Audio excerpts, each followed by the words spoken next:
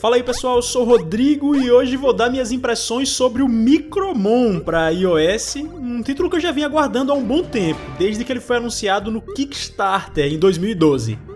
Aliás, a campanha dele no Kickstarter não deu certo na época e provavelmente não deu certo porque, assim como eu, muita gente deve ter olhado com desconfiança. Não precisa ser muito observador para notar que estamos falando aqui de um título que se propõe a clonar o Pokémon da Nintendo. E até hoje nós já tivemos um bom número de apps que tentaram fazer isso, mas falharam miseravelmente com jogos mal feitos, superficiais ou coisa do tipo. Só que eu já começo esse vídeo com uma declaração. Dessa vez a tentativa deu certo e Micromon é um lançamento competentíssimo. Eu diria que finalmente dá pra dizer que a Nintendo não lançou um Pokémon para smartphone, mas agora existe um app que tapa esse buraco.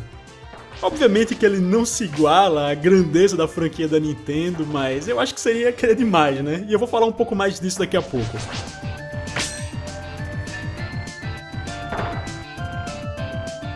Bom, para apresentar o jogo, o enredo começa de uma forma bem simples. Você é um gurizinho que é capturado para dentro do seu smartphone e cai em um mundo onde as pessoas colecionam bichinhos eletrônicos, fazem batalhas e blá blá blá. O progresso da história é realmente muito parecido com Pokémon. Você anda por diferentes cenários, entra em batalhas de Micromons com outras pessoas que estão pelo caminho, captura Micromons no meio do mato, resolve algumas missões obrigatórias nesse meio tempo e, sim, também tem um momento em que você entra em ginásios ou coliseus, onde enfrenta um Bambambam para ganhar um certificado depois disso.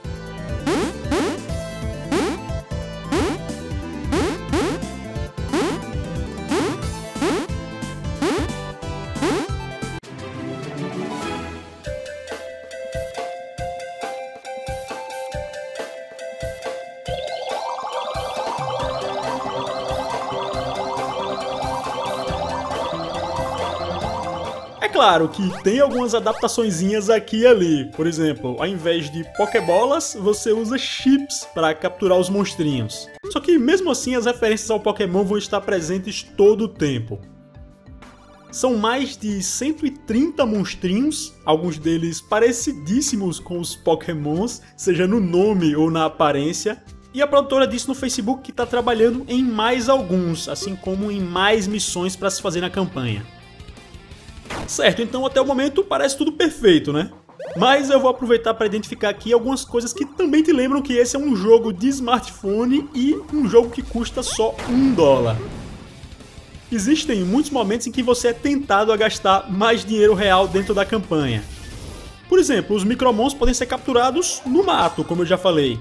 Mas também é possível adquiri-los em uns ovos que você compra.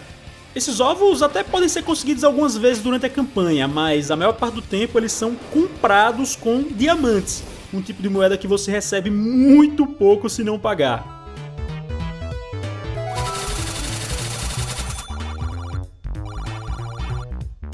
E quando você pega Micromons por meio de ovos, eles vêm com um level maior, normalmente uma média do level dos monstros que você já tem, assim como eles também vêm com um DR maior. Mas o que é DR? O DR é um índice de desenvolvimento dos Micromons, que é representado por umas estrelinhas. Quanto maior ele é, mais o bichinho vai ganhar pontos de força e afins quando ele evoluir. Ou seja, quando um Micromon tem DR alta, à medida que ele evolui, ele vai ficando mais forte do que um que tem DR baixa. E você pode sim capturar Micromons de DR alta no mato, só que é mais difícil. E claro, isso tem um impacto enorme nas batalhas online. Sim, tem batalhas online, e nelas você simplesmente pode pegar um adversário que gastou $30 e em 10 minutos montou um time com um potencial muito maior do que o seu. No modo offline isso faz menos diferença, mas não deixa de ser uma questão a se notar, principalmente porque é um aspecto que envolve gastar dinheiro. Se fosse só sorte ou esforço, seriam outros 500, né?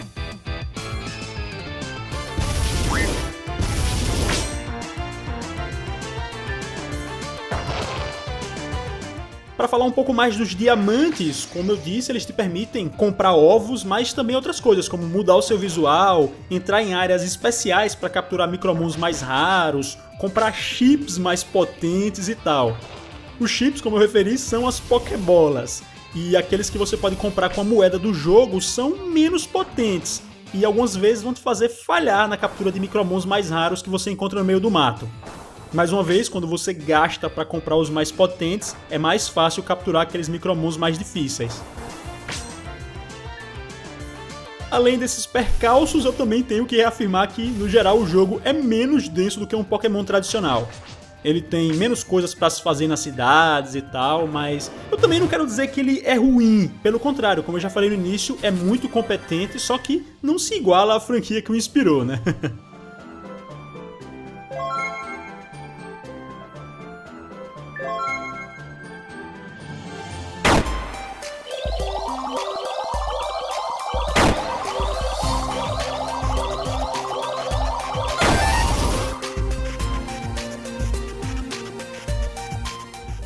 A interface gráfica é toda muito bacana, os menus são bem feitos, é tudo bem explicado e bonito.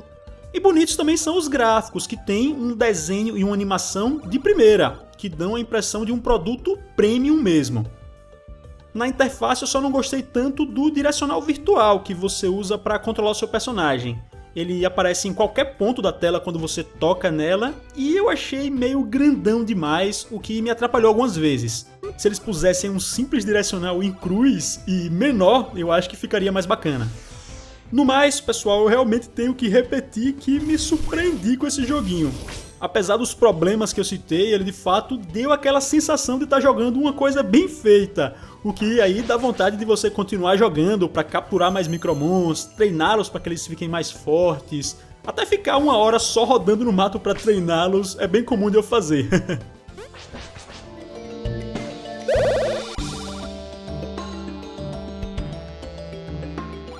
Preciso deixar claro que ainda existem uma série de pequenos bugs aqui e ali, que, por exemplo, podem fechar o jogo do nada, além de problemas de balanceamento, tanto no modo online, como eu já dei a entender antes, como também nas batalhas comuns. Às vezes eu ainda me vejo apanhando para bichos selvagens com nível muito inferior ao dos meus micromons, o que é uma coisa que precisa de um reparo, né? E outra coisa que poderia melhorar é a capacidade de os micromons evoluírem. Não são todos que fazem isso, e eu acho que a produtora poderia trabalhar para trazer mais evoluções, afinal elas sempre deixam a gente empolgado para jogar mais e alcançá-las. Eu entrei na página oficial da produtora no Facebook e vi que, além do update que já saiu, eles estão trabalhando em mais melhorias, o que deve incluir algumas coisas dessas que eu já falei. Eles só não disseram ainda quando é que sai a versão Android, e é estranho porque eu vi um monte de gente perguntando e nenhuma resposta oficial. Desde o início, esse foi um app anunciado como sendo para iOS e Android, até nas campanhas de financiamento em grupo, então eu estou esperando que ele seja lançado para o sistema do Google ainda esse ano. Na versão iOS eu digo que estou satisfeito, mas conto com o empenho deles para melhorarem e balancearem a parada ainda mais. Espero que vocês tenham gostado desse vídeo, se gostaram, por favor cliquem em gostei. Se é a sua primeira vez aqui no canal, clique em inscrever-se para acompanhar meus próximos envios ao YouTube. Eu vou ficando por aqui, deixo um abração para vocês e falou!